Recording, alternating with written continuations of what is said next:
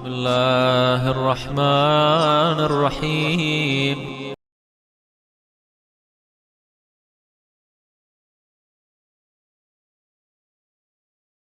So one is the question of hate speech. So we have to remember that hate speech by itself is not something that Islam has prohibited.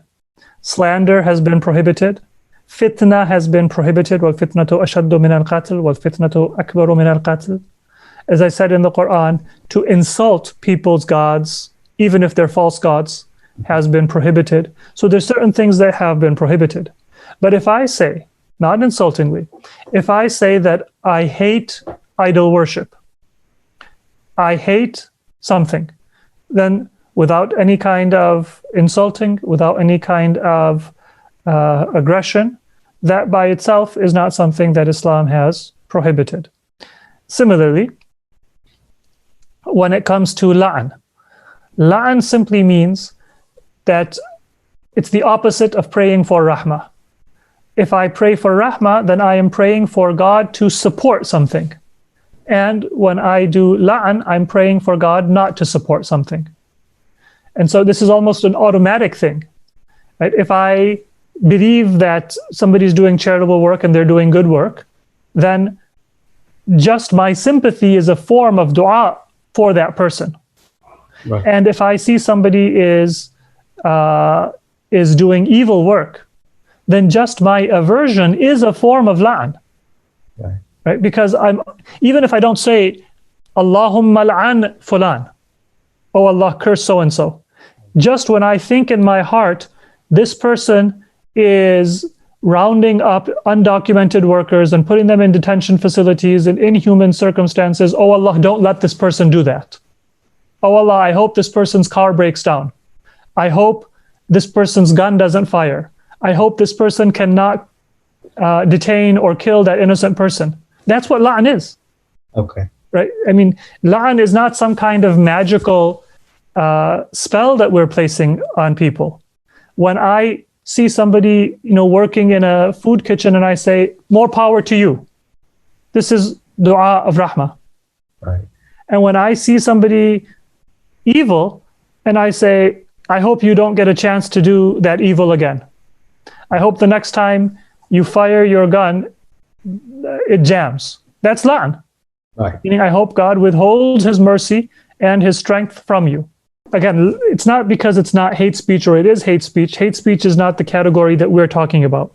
But even if we look at that hate speech category, la'an is not a form of violence. It's not a form of hatred. It's simply a prayer that a certain person or a certain action not be able to carry out the evil that it is carrying out. Having said that, we do need to be careful. The purpose for rahmah and the purpose for la'an is to serve a greater good, to establish what is right, to enforce what is right. So I might be very much against a certain person who is committing evil. But in a certain context, my calling it out might actually do more damage than good. So that is not a place when I am supposed to do la'an. Why? Because the reason for the la'an is I want to align myself with justice and align myself against evil. And so I have to say it in a way that helps justice and not evil.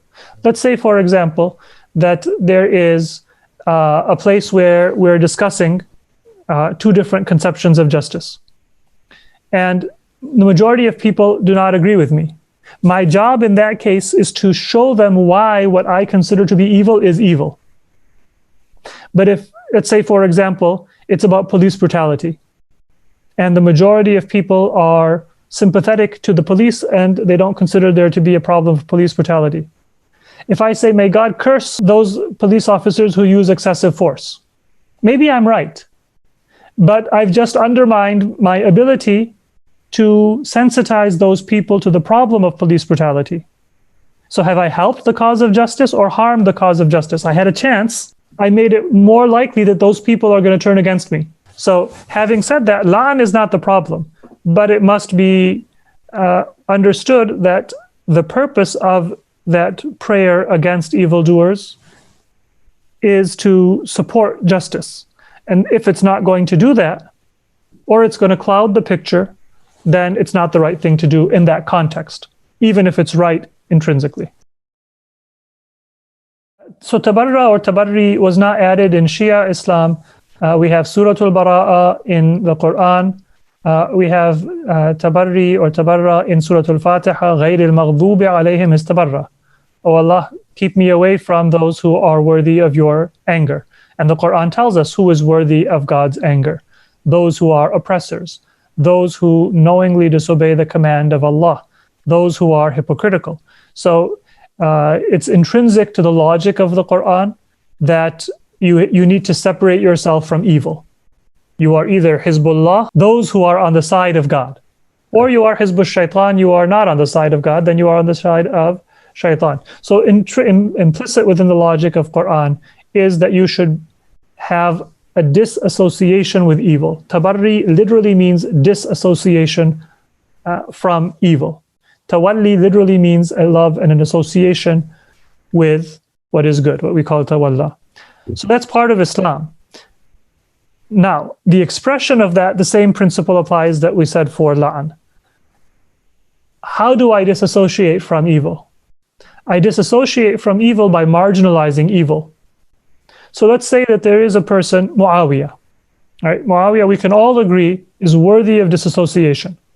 But let's say there's somebody who is not Shia, raised in an environment where they believe that Muawiyah was one who wrote Revelation, who was a companion of the Prophet, who was a king who brought peace to the Muslim world for 20 years, who was humble, all of these fake stories that are there about Muawiyah.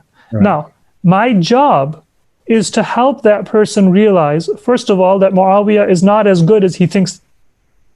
Second of all, that Muawiyah is not only less good than he thinks, but he was downright evil.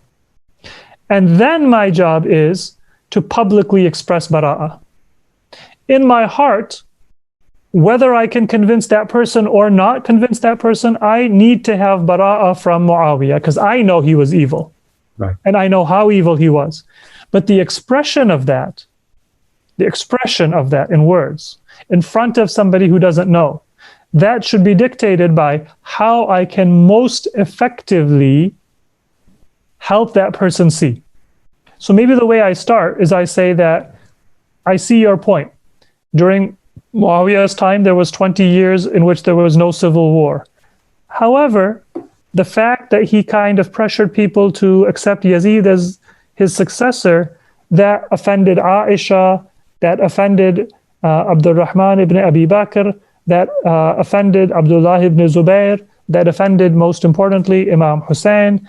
It caused a civil war, that caused the Kaaba to be attacked. It caused the Medina to be attacked in the time of Yazid because these were the effects of Muawiyah's policies. So maybe your point about his giving 20 years of peace is valid, but maybe it's not as good as you thought. Right now, in my heart, that's not my belief. My belief is that he was an enemy of Ahlul Bayt and he is to be cursed.